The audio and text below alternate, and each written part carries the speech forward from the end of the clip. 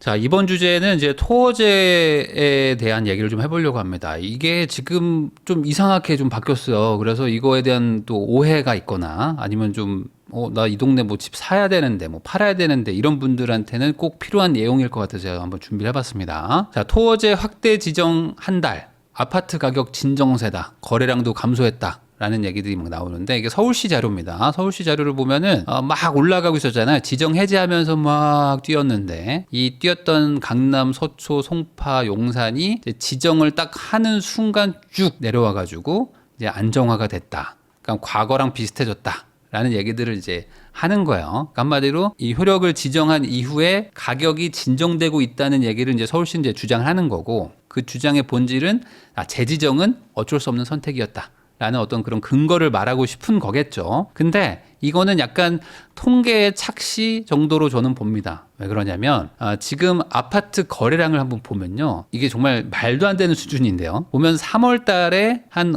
600건 정도 거래가 되는 동네, 여기가 아마 서초일 겁니다. 강남인가? 강남이었나? 강남구가 지금 600건이었는데 뭐 11건, 서초구는 한 270건에서 0건인 것 같아요. 지금 0건. 없는 것 같아요. 당장, 현재. 뭐 이런 느낌이에요. 그러니까 아예 그냥 거래가 제로 수준이라고 보시면 됩니다. 아니, 그래도 어느 정도 거래는 되거든요. 물론, 실거래 신고가 거래일로부터 30일 안에 하는 거기 때문에 좀 이렇게 쌓여가긴 하지만, 아예 그냥 제로 수준이라고 보시면 돼요. 자, 거기다가 뭐 송파, 용산 할 거 없이 다 그냥 거래 중단 상태라고 보시면 됩니다. 그러면 왜 이렇게 거래가 안 되는지에 대한 요거를 잘 모르시는 분들이 많아요. 사람들이 집을 안 사는구나, 집을 안 파는구나, 뭐 이렇게 생각하시는 분들이 많아요. 그래서 역시 토어제가 강력해.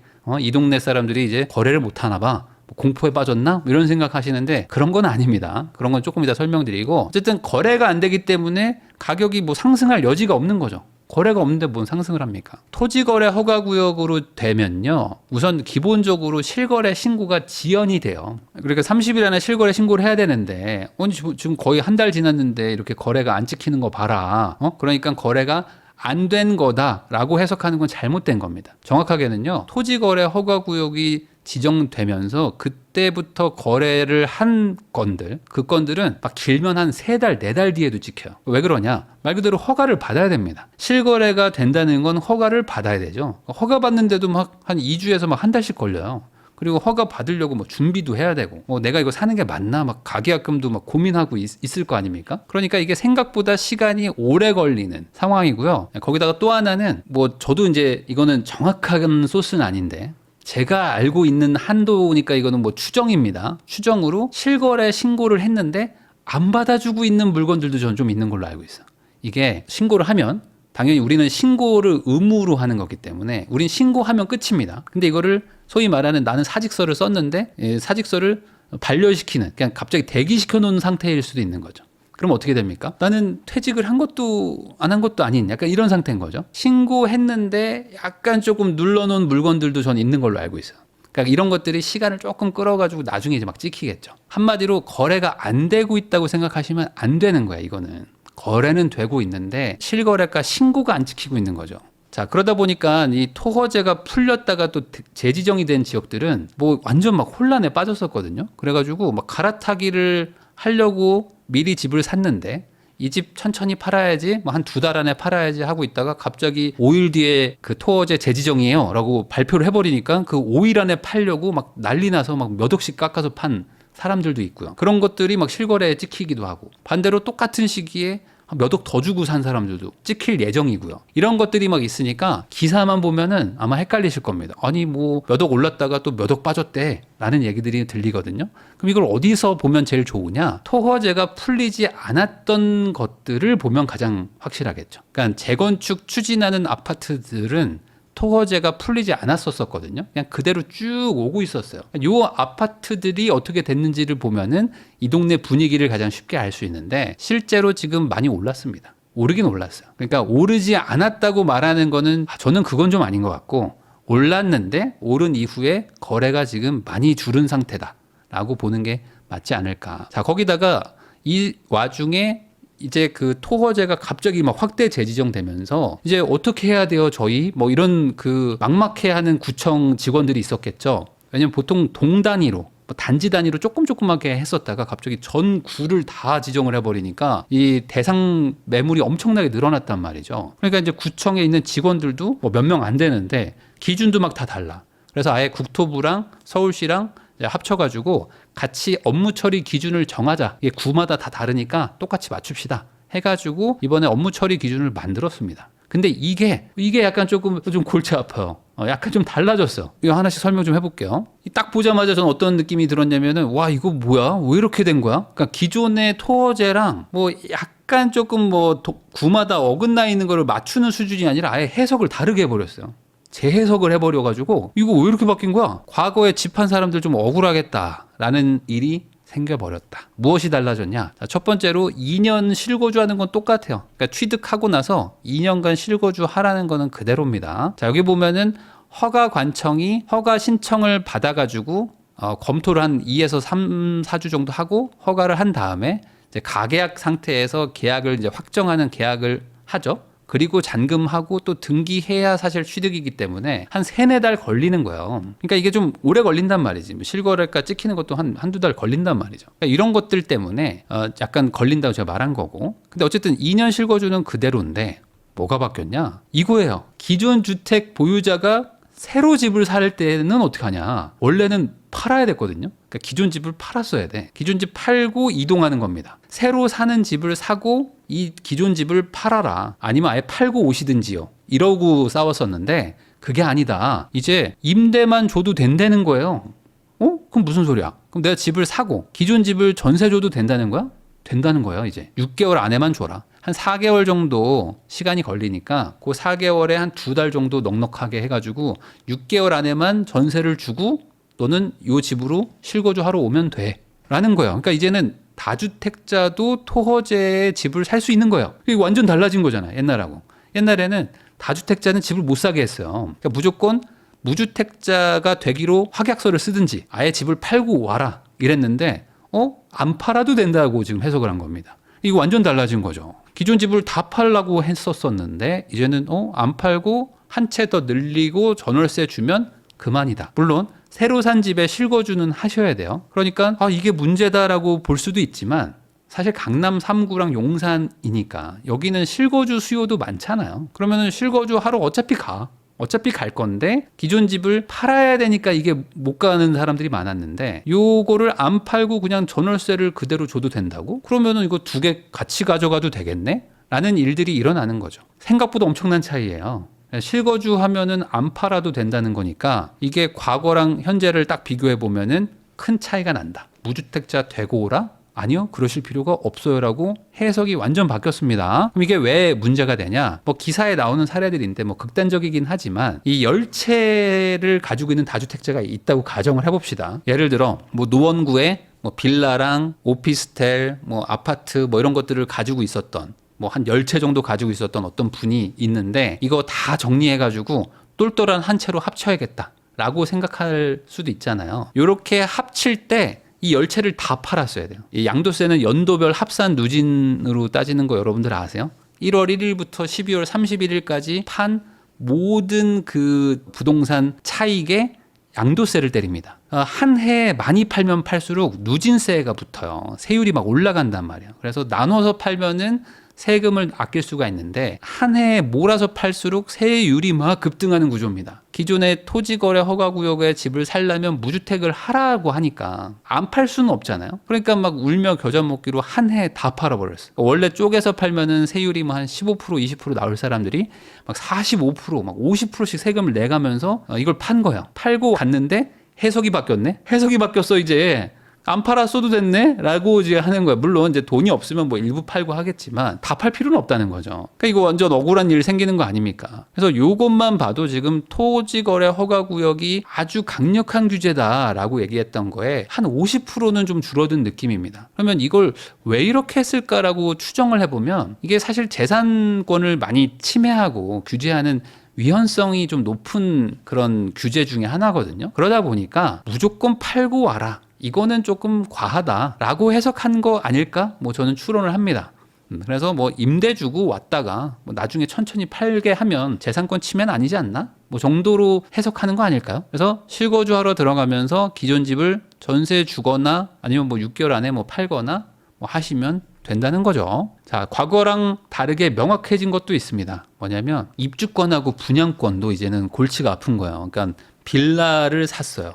빌라를 샀는데 아파트만 토호제 대상이라 빌라는 대상이 아니잖아 라고 했더니 한남 뉴타운이라든지 지금 막 재개발하고 있는 곳들이 우리 어차피 아파트로 바뀔 건데 근데 우린 해당이 안 되나 봐 하면서 사람들이 막 사러 가는 거예요. 그러니까 이거 어떡하지? 해가지고 이번에 넣어버렸어요. 이거 넣어버렸습니다. 그래서 입주권은 안 된다. 입주권은 어차피 아파트로 바뀔 거기 때문에 이거는 해당이 되고 허가 대상이 됩니다. 그리고 분양권은 최초 분양은 괜찮은데 요거를 누군가한테 이제 전매해가지고 산 사람들, 분양권을 산 사람들은 너는 허가 대상이야. 이런 식으로 이제 명확하게 해버렸습니다. 그러니까 최대한 허가를 받게 한 거죠. 자, 그러면은 이게 무조건 문제냐? 이것도 애매한 게 집이 없어진 곳들도 있잖아요. 그러니까 철거를 했거나 철거를 하려고 지금 준비하고 있는 곳들인데 실거주 하라 그러면 좀 이상하잖아요. 그래가지고 그런 곳들은 입주 가능 시기부터 그러니까 준공되면 2년간 실거주하겠다는 확약을 써라. 그러면 내가 허가해 줄게 라는 겁니다. 그러니까 이것도 좀 애매하게 바뀌었어요. 아니 이게 재개발 돼가지고 아파트로 바뀔 거니까 내가 투자한 거잖아요. 근데 아파트로 바뀌면 그때부터 실거주해. 당연히 그러려고 했는데요? 라고 해버리면 그만이잖아요. 그러니까 이게 규제냐 아니냐. 여러분들 생각은 어떻습니까? 신축으로 준공되면 2년 거주하세요. 그전에는 거주를 안 해도 됩니다. 라고 봐주면 이게 규제입니까? 물론 규제인 분들도 있겠지만 저 원래 그러려고 했는데요. 라고 할 수도 있겠죠. 자, 거기다가 이제 관처객 이후에 의무 이용 기간에서 제가 말한 거 그대로입니다. 그러니까 철거가 됐거나 뭐 철거 직전이라면 신축되고 실거주 하라는 거야. 그러니까 아예 갭 투자할 사람들은 들어오지 말라. 그렇지만 뭐 이 정도는 뭐 봐줄게라는 거죠. 그러니까 사실상 규제에서 약간 좀 벗어난 느낌도 있어요. 자, 그럼 이제 이걸 보면 어떤 생각이 드냐면, 잠깐만. 그러면은 이제 막 두 채 사고 세 채 사고 막 다주택자들이 막 그 토어제 가서 살려나? 뭐 이런 걱정을 하실 수 있잖아요. 다주택자들이 이 토어제를 사러 올 것이냐? 그거는 혜택 받는 일부 단지는 있지만 생각보다 상관없는 단지들이 너무 많아가지고 제한적일 것 같다. 라고 봅니다. 소수의 단지는 토어제를 사실상 비켜나가고 있지만 대다수의 단지는 뭐 그런 거랑 상관이 없어요. 왜 그러냐면 기본적으로 새로 산 집에 실거주 2년을 해야 되니까 어차피 지방 사람들 뭐 이거를 사가지고 실거주 할 생각은 없는 그런 분들은 이거 못 사요.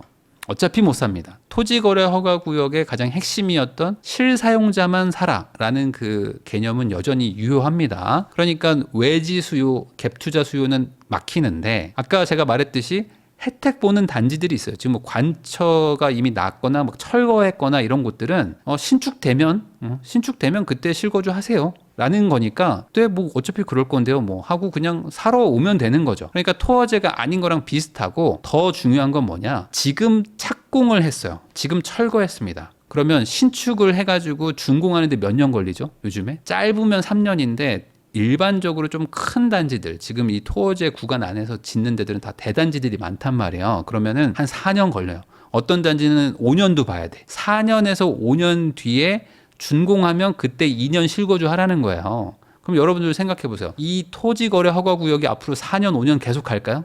안 갈 수도 있잖아요. 안 갈 확률이 높겠죠. 그럼 어떻게 됩니까? 그러면 중간에 토지거래 허가구역이 해제가 되면 이번처럼 기존의 토어제 구간에 산 분들도 의무가 다 없어질 거예요. 의무가 말소되겠죠. 토어제가 풀렸으니까. 그러니까 지금 착공하고 있거나 착공 전인 거 사가지고 나중에 준공되면 실거주 하세요라는 거는 한마디로 실거주 안 해도 됩니다와 비슷한 거 아니겠습니까? 여러분들 한번 생각해 보세요. 아니 어차피 5년 뒤에 실거주 하라는데 그때 토어제가 풀리면 그만이잖아 라고 생각할 수 있다는 거죠.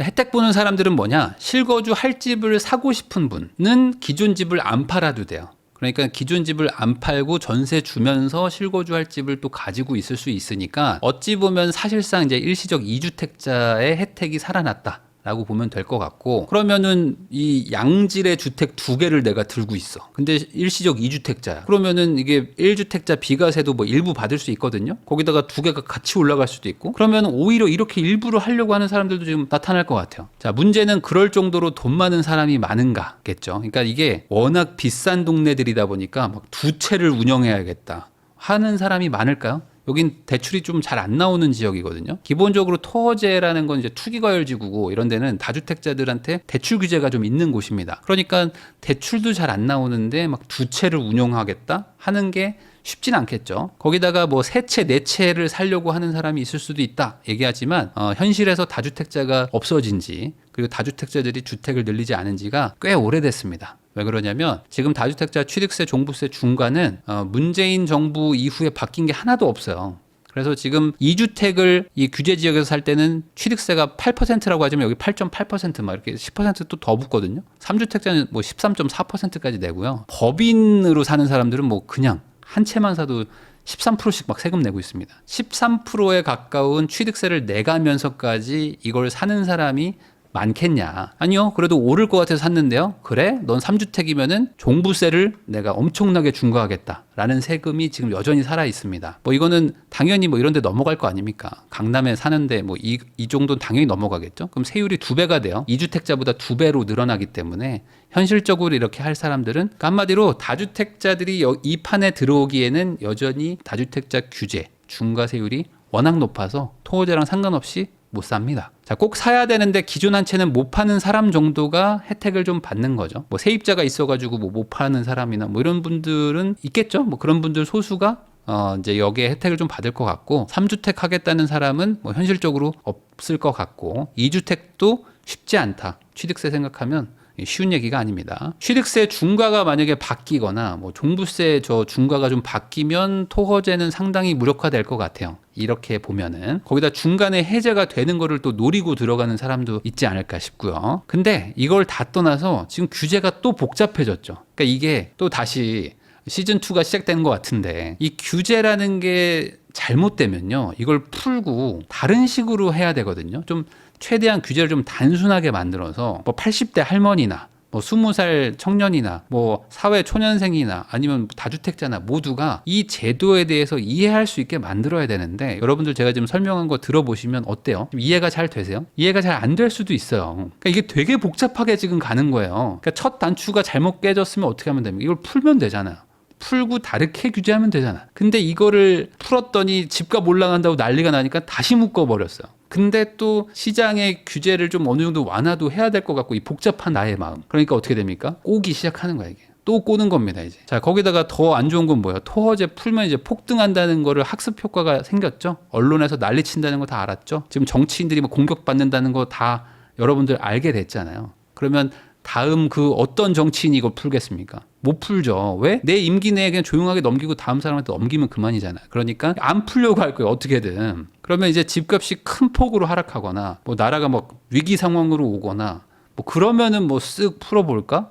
아니면 이제는 진짜 풀기 쉽지 않아진 그런 상황이라고 볼 수 있을 것 같습니다. 그래서 뭐 일부라도 약간 이렇게 완화 규정을 둔 건가? 라는 뭐 그런 추론도 해보는데 그 내부 사정은 제가 뭐 알 수는 없지만 어쨌든 과거 대비 토어제가 약간 한 절반 정도는 무력화된 느낌 이런 거는 좀 있다. 그래서 이걸 고려해서 또 여기에 해당돼서 혜택 보는 분들도 분명히 있을 테니까 그런 것들 잘 고려해서 판단하시면 될 것 같습니다. 무조건 다 팔아야 된다 뭐 이런 개념은 아니게 됐다는 거 기억하시면 좋을 것 같아요.